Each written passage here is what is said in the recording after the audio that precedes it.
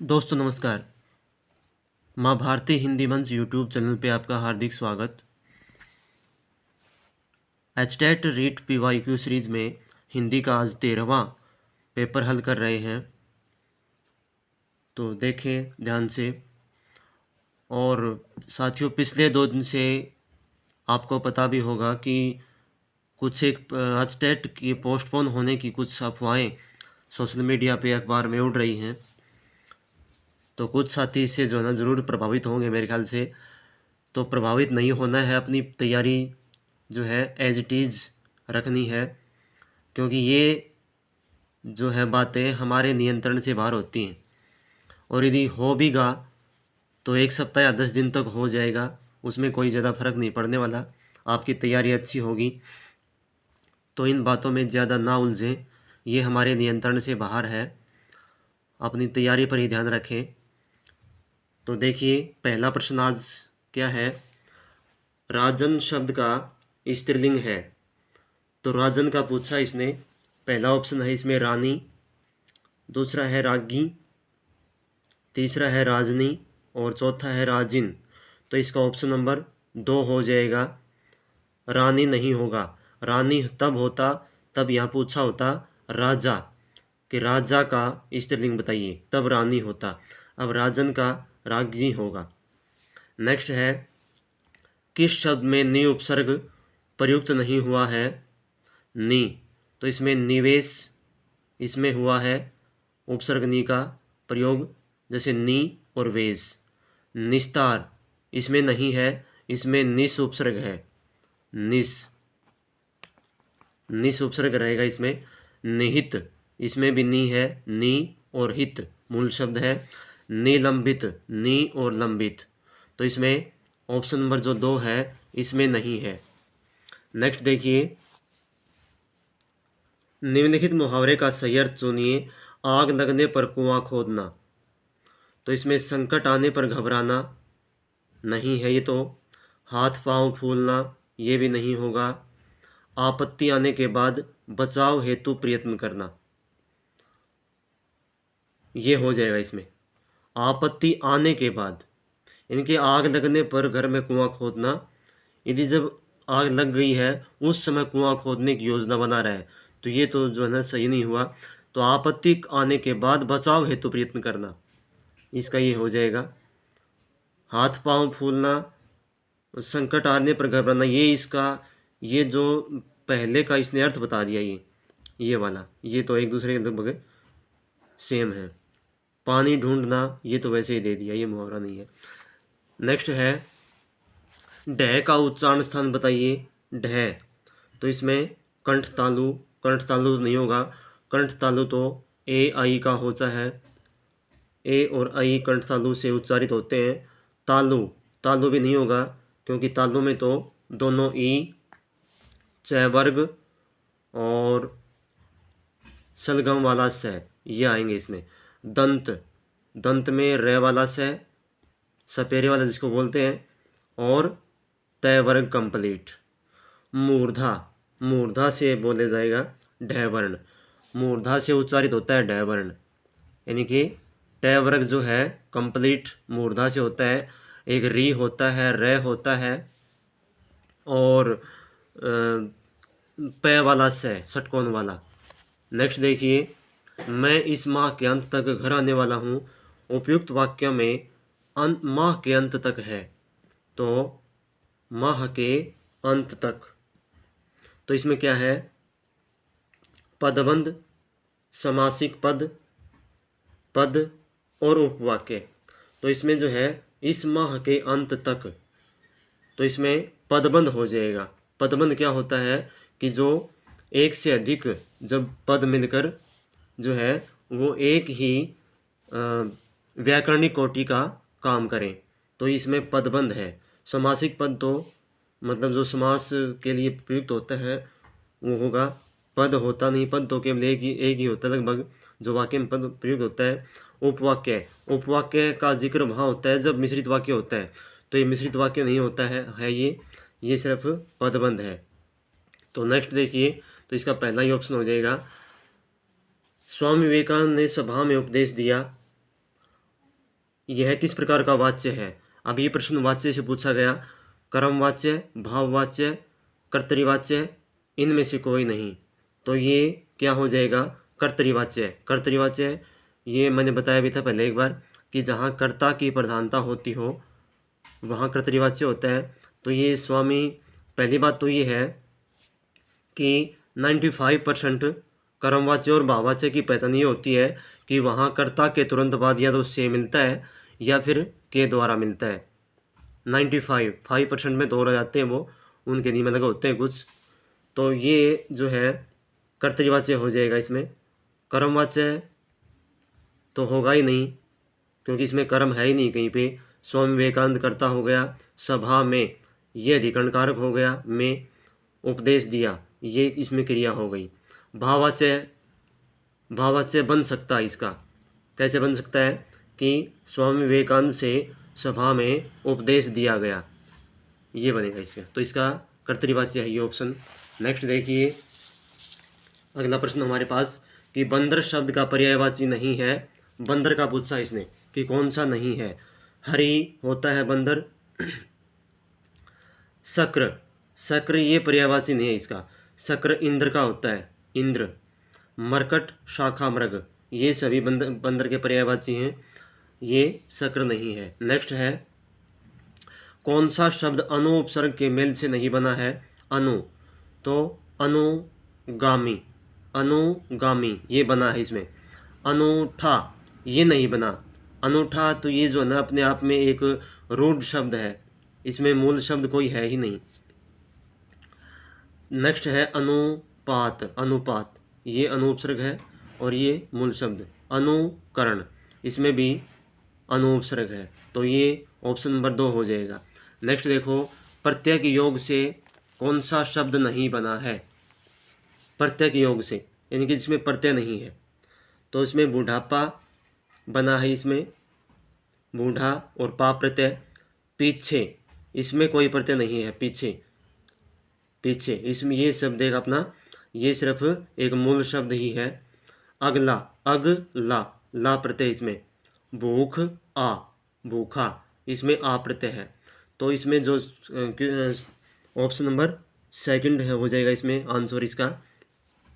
Next देखिए न अंधे को न्योते न दो जने आते, लोकोक्ति का अर्थ क्या है? अंधे को बुलावा देने पर तो दो आएंगे, न ऐसा कार्य करते न मुसीबत खड़ी होती, अनजाने में गलत कार्य करना कोई नहीं। तो इसका न ये ऑप्शन नंबर 2 ही हो जाएगा इसका भी। न ऐसा कार्य करते न ऐसी मुसीबत खड़ी होती। ये कहता है ना कि अंधे को न्योते, अंधे को निमंत्रण देना, तो अंधे के साथ तो दो और आएंगे उसको, यानी एक तो पक्का ही आएगा। तो कहता है कि एक और ज़्यादा उनमें हो गया, तो इसमें ऐसा कार्य न करते न ही ऐसी मुसीबत खड़ी होती। तो ऑप्शन इसका 2 हो जाएगा। नेक्स्ट देखिए अभ्यांतर का विलोम पूछा इसने। अभ्यांतर, तो अभ्यांतर का विलोम क्या है? बाह्य ही हो जाएगा इसका, बाह्य। अंतर, अंतर तो डिफरेंस होता है। भीतर, भीतर तब होता तब यहाँ बाहर का पूछता। अभ्यंतर, अभ्यंतर ये अलग है इसमें, अभ्यंतर तो अलग, ये शब्द ही अलग है इसका। तो इसका पहला ऑप्शन हो जाएगा। नेक्स्ट देखिए निम्नलिखित में से सही विलोम शब्दों के युगम को पहचानिए। विलोम शब्दों का जो युगम है उसको पहचानना है।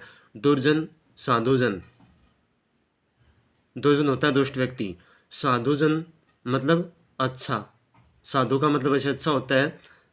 विलोम का इसने कोशिश तो की लेकिन इसका सही नहीं आएगा।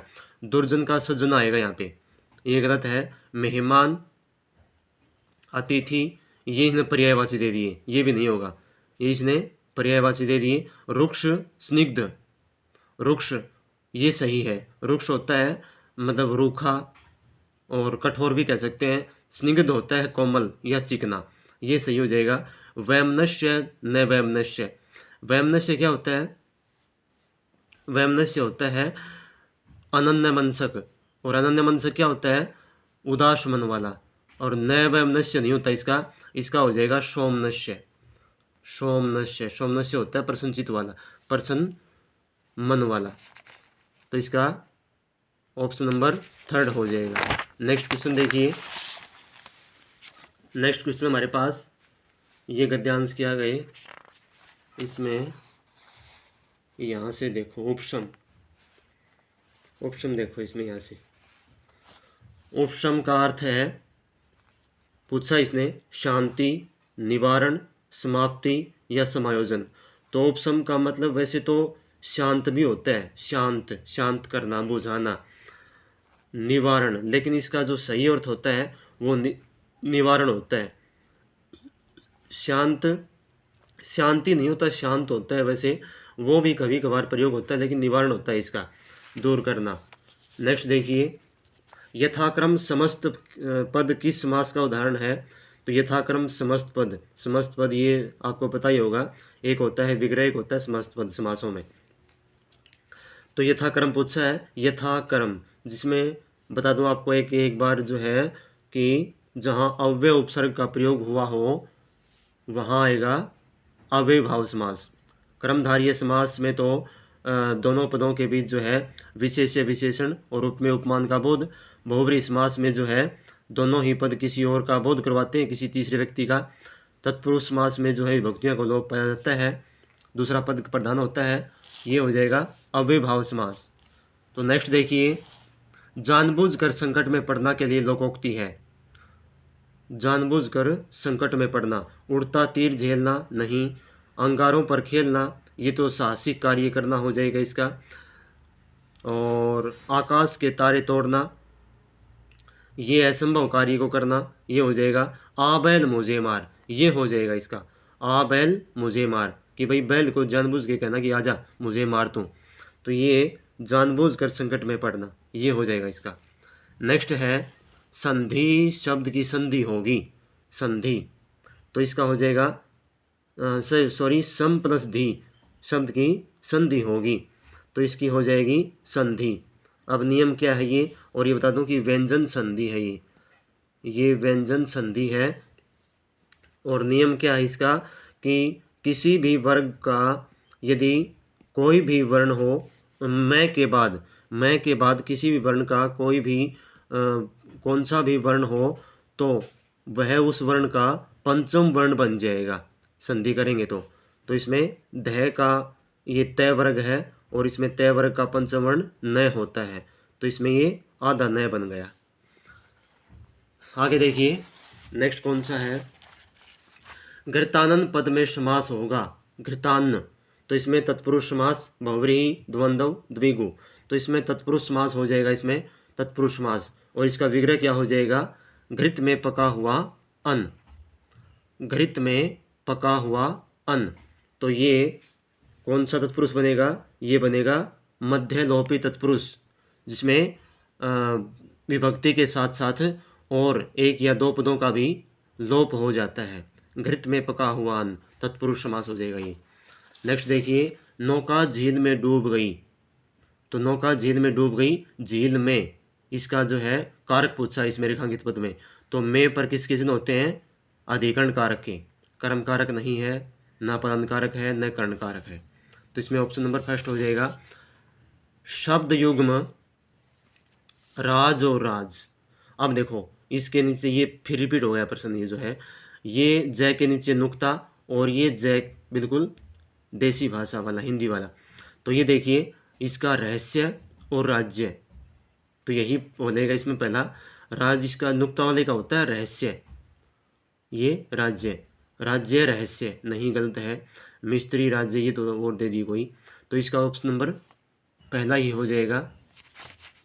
नेक्स्ट है, सारंग शब्द का सही अर्थ सुनिए, सारंग, तो इसका जो है बिजली, मोर, सर्प ये भी होते हैं, राग, बादल, हिरन ये भी होते हैं इसके, कपूर, सिंह, शंख ये भी होते हैं इसके, उपयुक्त सभी, तो ये सभी हो जाएंगे इसमें सारंग शब्द के अर्थ हैं ये सभी। और ये प्रश्न जो है ना बार बार रिपीट होता है, ध्यान से देख लेना, इसको नोट कर लेना, नोट्स बना सकते हो इसके, या फिर जो है ना एक बार दो बार देख लिया करो इसको, वीडियो को। नेक्स्ट, तो ये थे साथियों आज के प्रश्न, 14-15 प्रश्न हो चुके हैं, ये इम्पोर्टेंट प्रश्न रहेंगे, और उम्मीद करता हूँ कि कक्षा में जो है आपको बहुत कुछ सीखने को मिल रहा होगा। जो अभ्यर्थी नए देख रहे हैं वो चैनल को सब्सक्राइब कर लें और अपने साथियों को शेयर करें। शेयर सो भी कर दिया करो अपने साथियों को, और कोई भी एजुकेशन ग्रुप बना हो उसमें सेंड करें।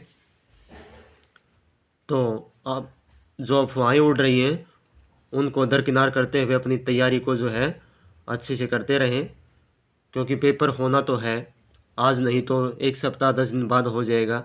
ऐसा तो नहीं है कि जो है ना नेक्स्ट 12 महीने के लिए पोस्टपोन हो जाएगा। इसलिए सभी अपनी तैयारी अच्छे से करें। धन्यवाद। जय हिंद, जय भारत।